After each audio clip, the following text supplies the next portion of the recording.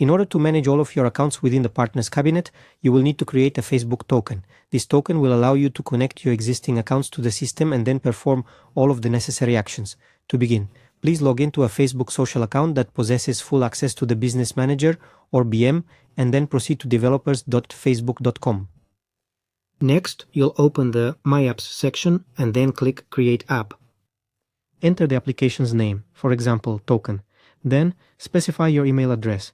You can use the email associated with your account. At this point, there are two possible options. If Create and Manage Marketing API is available, select it.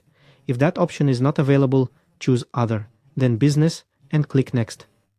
After this, you select the desired BAM, then proceed to create the application, having checked all the entered data. Next, go to your app, then navigate to App Settings, Basic. Or you need to fill in the policy. You can generate the policy using any online policy generator.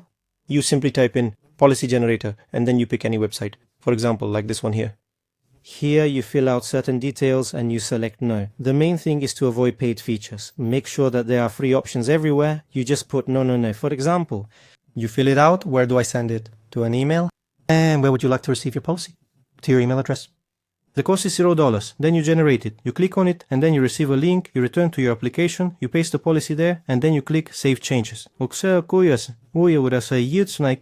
The changes have been saved. Next, depending on your design, you will have two options. Either in this particular design, you click the Publish section. Here you simply click the Publish button. And that's it. Our app is now published. It's clearly written published. And that's the end of it. Or the second option is, we'll go with this particular design.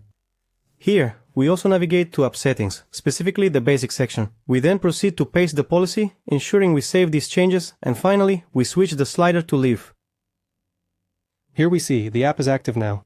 Now you need to create a system user. To do this, you'll need to go into your business settings, specifically the System Users section, and then create a brand new user.